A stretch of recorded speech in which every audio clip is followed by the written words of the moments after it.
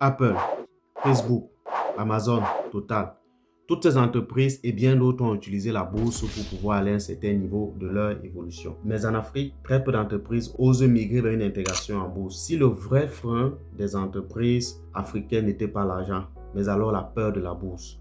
Déjà, il faut dire, c'est quoi la bourse? La bourse est un lieu d'échange des valeurs mobilières. Quand je parle d'échange, d'achat et de vente auprès des investisseurs. Valeurs mobilières ici, entendons par là les actions et les obligations. Quand un individu dit qu'il détient les actions d'une entreprise, cela voudrait dire qu'en réalité, il détient une partie du capital de cette entreprise et en principe a son mot à dire dans le fonctionnement de cette entreprise-là. Déjà, il faut dire qu'en Afrique du Nord et en Europe, la bourse est un outil stratégique de croissance. En Afrique centrale, l'introduction en bourse reste rare, tardive, souvent évitée et même problématique. Dans le monde américain ou européen, la bourse est une source massive de financement. L'accès aux capitaux, le financement de l'innovation, de la recherche et du développement, l'expansion internationale. La bourse est comme un accélérateur dans le système américain ou même européen, car elle permet une transparence financière, une confiance des investisseurs, une autorité internationale et une meilleure gouvernance. Mais alors, la bourse aussi, dans le modèle américain et européen, la bourse permet d'avoir une culture entrepreneuriale tournée vers l'ouverture, ce qui est très très important pour ne pas entrer dans un protectionnisme et du moi en termes d'entrepreneurial et de business. Dans ce cadre, la bourse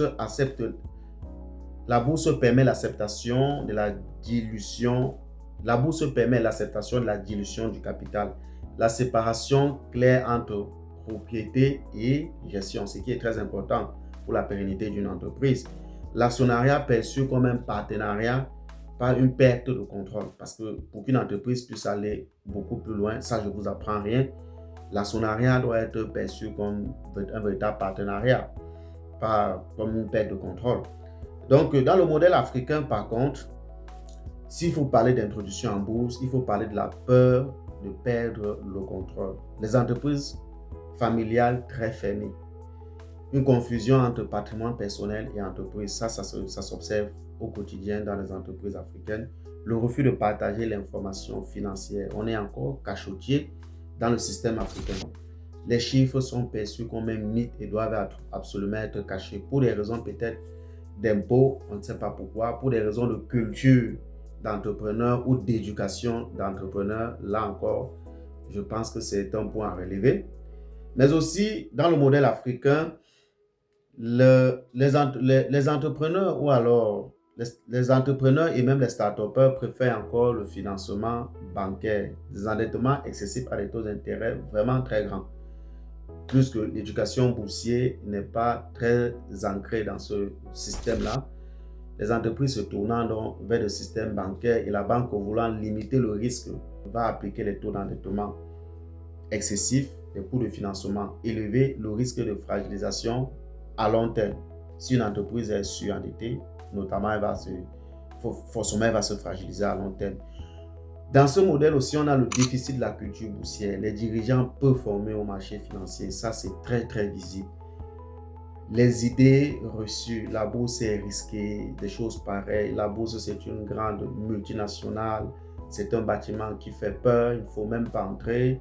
Le manque de pédagogie des bourses africaines, les bourses africaines ont en grande majorité un manque de pédagogie, un manque de stratégie, un manque de pédagogie. Et cela entraîne la célèbre phrase selon laquelle une entreprise qui ne s'ouvre pas sur le marché se condamne à rester petit. La grande majorité, 90% des entreprises africaines, elles restent tout au long de leur suivi des PME, des petites et moyennes entreprises. Très rares sont des entreprises dont on peut considérer comme des grandes entreprises, si ce n'est des multinationales venues d'ailleurs. Alors, en ce qui concerne la bourse, notamment les actions et les obligations, nous pouvons donc dire que les entreprises africaines ont beaucoup à apprendre dans les modèles occidentaux. Comme premier point, les entreprises africaines doivent voir la bourse comme un outil stratégique, pas comme une contrainte. Et ceci va les amener à structurer la gouvernance de l'entreprise en amont. Les entreprises africaines doivent voir la bourse comme un moyen de professionnaliser la gestion, notamment les conseils d'administration actifs, une comptabilité, un audit rigoureux. Dieu seul sait, dans le modèle africain, on retrouve l'audit beaucoup plus que dans le système bancaire, dans le système des assurances. Ceci parce que les régulateurs mettent l'audit comme quelque chose de réglementaire, obligé et obligatoire. Les entreprises sont obligées de s'arrêter à cela, mais d'autres secteurs d'activité, on n'a presque pas de service d'audit. C'est tellement absent et même vu comme quelque chose dont on peut se passer. Parlons aussi du reporting financier régulier. Ça veut dire l'introduction, la professionnalisation. En professionnalisant la gestion, on a généralement un reporting financier régulier. Donc, comme troisième point, les entreprises africaines en s'arrimant aux modèles occidentaux en matière de bourse vont utiliser la bourse pour développer le financement de l'Afrique, l'industrialisation, les infrastructures, les champions régionaux africains. Il est très difficile d'avoir des champions de l'industrie, des champions des secteurs d'activité qui sont africains. Si ce n'est quelques noms, Dangote et bien d'autres dont on peut citer de part et d'autre. Et en passant, il est difficile de citer des véritables champions africains dans le domaine de l'industrie et de bien d'autres secteurs d'activité. Dans ce processus d'apprentissage aux modèles occidentaux en matière de bourse, il faut dire que l'État et les régulateurs africains ont un rôle très primordial à jouer, notamment dans les incitations fiscales. C'est très important. Dans la simplification des procédures d'introduction en bourse et des programmes d'accompagnement des PME, mais aussi dans l'éducation financière du grand public. Si ces différents aspects sont mis en œuvre, on va notamment observer une montée d'une nouvelle génération d'entrepreneurs, la digitalisation des marchés africains, l'intérêt croissant de la diaspora, forcément des personnes à succès dans le modèle de l'entrepreneuriat. Je suis William Takugam, un professionnel et un passionné des questions de management et de finance.